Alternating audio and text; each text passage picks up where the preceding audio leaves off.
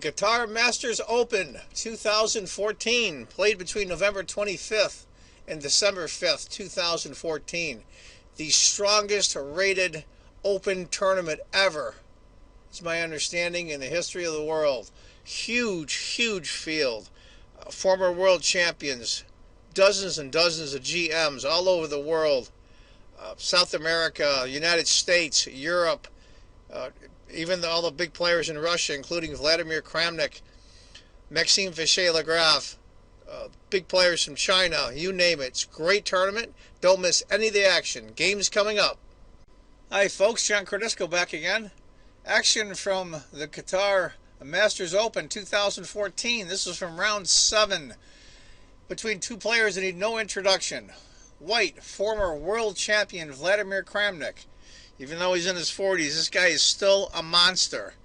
And young, really world-class elite player, Giri-Rd.7 from the Netherlands. Quite an age difference, but we'll see how this works out. It's funny, they had a little joke they were telling about this. Usually you know who your opponent's going to be long in advance, but this is a big open tournament. So I guess Giri held up his name card to show Kramnik who he was, and they all got a chuckle out of it. But anyway, Kramnik is white, Giri is black. It's going to be an open Catalan. See a lot of Catalans from Kramnik. G3, pawn takes, bishop, b5, knight e5, a6. Interesting though. Now this is I'll give you an idea. The computer liked knight to d5 instead. After e4, knight moves, a3, queen takes, a takes. Interesting to say the least. 2 pawns for a piece. Kramnik purposely gave up this pawn for activity. Now the problem is for black, you're going to see coming up here, is the fact that this knight can't get out. This bishop has nowhere to go. And so you give up a pawn, but your pieces have all kinds of activity, and on top of that, your opponent's pieces are basically stuck. We'll see how this works out. Castles, bishop b7, he's got to guard that pawn. And we got the knight hitting it, and the bishop. So he's got to bury that bishop now. b3, c takes, a takes, bishop b7, b2, black castles. Now this is a move that Kramnik later criticized. Oh, by the way, wanted to mention there's going to be a little bit of analysis at the end of the video with the winner of the game. You'll see at the end here, and he gives his thoughts on the game. Queen to c2. He really didn't like that move that much. He liked knight e4 better, and so does the computer. Queen to c2 being number 2. I mean, this is how these guys remember, and if you see the winner going through the different variations, the speed that these people calculate with is just incredible to behold. Here you go, knight to e4, c7. Would have been a good response from black. Now this is where I think Giri starts the beginning and the end of his problems here.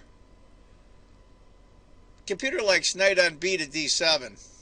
What he did was he put the other knight over there. Now what do? Now, according to the computer off screen, white is up 2/3 of a pawn. But you got to remember, black's up a pawn. So when you're down a pawn and you still have the advantage, that means you're doing very well. The problem is he wanted to keep this knight guarding this pawn. But it buries the knight. You're basically down a piece. If you had gone knight to d5 instead, after knight takes, pawn takes, rook f to c1, that's a little bit better. Opens up the position a little bit. But after that, knight d3, he's looking to reroute the knight. He's going to own that c5 square. I mean, this is what this is really all about. And this is what these guys at this level fight over. They fight over a square. Queen to b6, knight to e4, a5, looking to push for b4, knight, and the computer liked that move a lot. Give you an idea instead, if he had gone queen to c3, those of you that are wondering, then later push, threatening mate, knight to f6 would have stopped all that. After knight to c5, bishop. Interesting though, this move was talked about f5 by the commentators. And by the way, if you go on livestream.com and punch in a Qatar, G-A-T-A-R, it'll have the video from all the rounds in full. After bishop c8, queen to c3 now, b4, chasing the queen off, queen goes to e3. And I'll tell you, look at all those pieces stuck on the queen side for black. Look at this. What's protecting the black king? Knight to a6. Look at the trade. Try to open up your position a little bit. It's the old rule. If you're cramped up and you're really getting pushed back, trade off some pieces. Give yourself some breathing room. Rook f to c1. Not the other rook. Actually, that rook is doing something. It's this rook here that wasn't doing anything. So bring your last piece into play. Absolutely. Knight to c7. Knight takes. Bishop takes. Knight there. Great spot.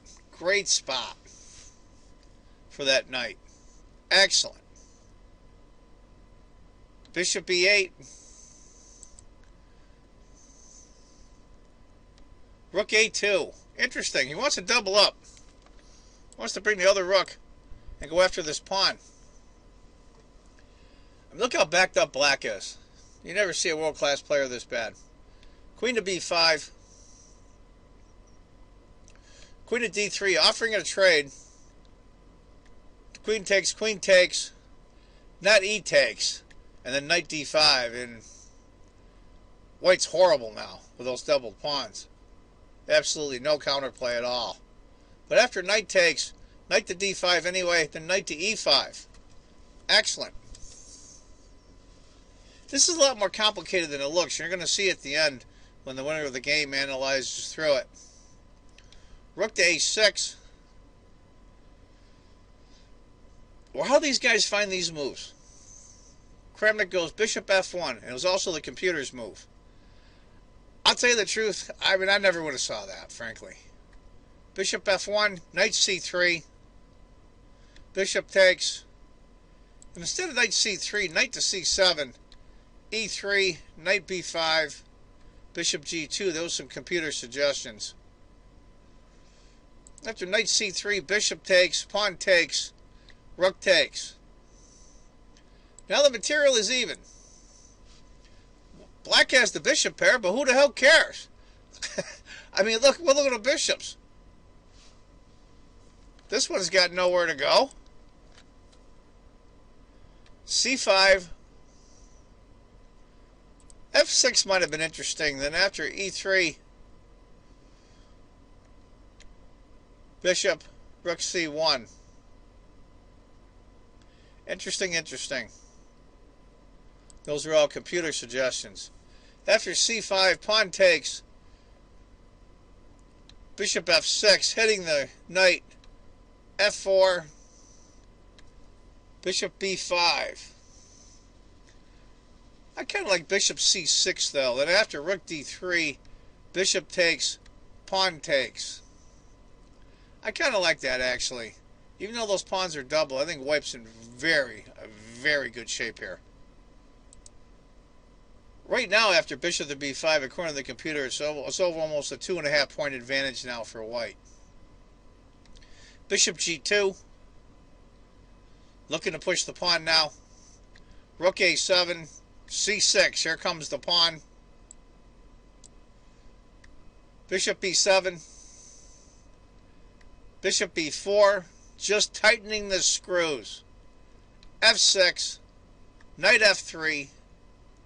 Rook to d8. Very natural move. e3. e5. F takes. Rook c1. Stopping the back rank check to harass the king. A4. And B takes A4. And this is where Honest Giri, world-class elite player, resigns to Vladimir Kramnik, former world champion. In his 40s and still a monster. To give you an idea what would have happened, Bishop A6, knight takes. I mean, this thing is, it's over. It's just over. You're down 3 pawns. You're going to have to give up something big to stop the C pawn. So anyway, there's the game from round 7 of the Qatar Masters Open 2014. I wanted to mention at this point, this is round 7. Giri won 6 in a row and had 6 points. And Kramnik had 5 points. I believe he didn't lose any, but I believe he drew 2. So Giri was on a 6-game winning streak that Kramnik broke. It's Kramnik, man. Like I said, the guy's a monster. Still is. Anyway, folks, as I always say, if you think chess is just a game, you're not playing it right. Take care, folks. Bye-bye. Yes, I didn't expect it at all, especially after the first 2 rounds. I mean, to win 5 in a row didn't happen to me for quite some time. But yes, I think I'm in general playing quite well. Also today game, I think I got a nice opening pressure. Anish was not very familiar with this line, which becomes fashionable now. I mean, this idea of B3, CBAB, it looks a little strange, this pawn sacrifice, but Black has problem of developing. Of course, if he manages to develop the knight from B8, he will have no problem, but it's difficult to manage it. But here I made a finger failure, you know, I played Queen C2 and immediately realized that of course you have to start with knight E4. Because, you know, in some lines you start with Queen C2, in some with knight E4, but of course knight E4 should be played here. Because after Queen C2 I immediately realized that he has knight BD7, which probably equalizes on the spot. And the thing is that after knight C6, okay, bishop C6 is just Queen C7, and knight C6 he can take and rook C8. And after bishop B7 has rook C7, bishop A6, B4, and okay, bishop D7 is just equal. Okay, I thought maybe I can try this, but I'm not sure at all, because here, at least maybe I managed to keep my pawn somehow. Even this I'm not sure, maybe Black can do this simply, and take knight D5, Queen C5. But here B4, yeah. No, okay, Queen A7 was possible, but anyway, just there is B4 move, which was quite annoying. I started to calculate in panic some kind of variations like this, but it looks really scary. I mean, if I manage to stabilize, I will have probably a good compensation for exchange, but I really doubt I will manage, because too many pieces are hanging, something like this, following knight B8. So it's possible that after knight D7 I would just have to equalize, to go for equality, you know, but of course it was just a, well, accidental mistake, because if knight E4, okay, knight FD7, knight D3, it would get to the same, more or less. But fortunately for me, he played knight FD7, okay, here knight D3, now I got what I wanted. And I think White has very strong pressure here, because he cannot play E5 immediately because of knight takes B5. And it's just a long-term compensation, I mean, because of this knight on B8, which actually is difficult to drive him out of B8, because I'm always controlling the C5 square. Okay, A5 is logical. Yeah, now many different moves. I played with knight D-C5, because with this knight I was not sure, maybe Black can try to take just and play Queen C7 or something. Well, still White has a very strong play. Maybe I should have done this, it was simpler, but the point is that with a knight on E4, I think this simply is already bad, because I have very strong Queen C3 resource. That was my point, just to stop bishop F6. And after F6, okay, he has a lot of weaknesses. Even immediate knight G5 can be dangerous, but I can start first with rook D1, and then knight G5, bishop H3 is coming. It's just awful position. So, but maybe knight EC5 was simpler, because here bishop C8, okay, I started to think I had, of course, lots of promising continuations, but he's holding somehow. I mean, rook F1 was maybe more natural, but still, after knight A6, I didn't see how to make big use of my pressure. I mean, okay, I have excellent play anyhow. I mean, I have a great compensation for the pawn in any case. Maybe I should have done just something like this, Queen D2, and with the idea knight B4, bishop C3, something like that, just to pick up pawn. But you know, White's position is so nice that it's difficult sometimes. You know, you're making choice, you're afraid to spoil advantage, you know. So, but maybe that was simpler because he cannot take on c5, I thought. I mean, take and then knight c5, queen c3, or bishop d4, I guess queen c3. So, yeah, I had so many options that I got a little confused with, because queen c3, I'm stopping knight a6, so I'm forcing him to play b4 and queen e3. Okay, has to develop somehow, I suppose, knight a6. Now was a complicated moment. I didn't know which rook to put on c1. There was knight a4 option, but finally rook fc1. I thought maybe he would take and queen c7. Of course, I have absolutely great play here. But yeah, my plan was maybe to play a move like rook a2, just to make him move. You know, it's very difficult for black to make any constructive move, because if, let's say, already bishop a6, trying to put bishop on b5, then probably knight d6 might be already very strong. For example, I can also start, yeah, I was also thinking to start immediately with knight d6. Okay, I thought he has to play bishop f6 because knight f5 is a threat probably. And here finally, yes, finally I decided maybe I would go for this, and now some move rook c2, very, very quiet move, just trying to double on a line simply to take the pawn on a5. Of course, his position is pretty unpleasant, to put it mildly. For example, bishop a6, I take, and rook a2, and I guess I'm just taking the pawn on a5, he cannot protect it.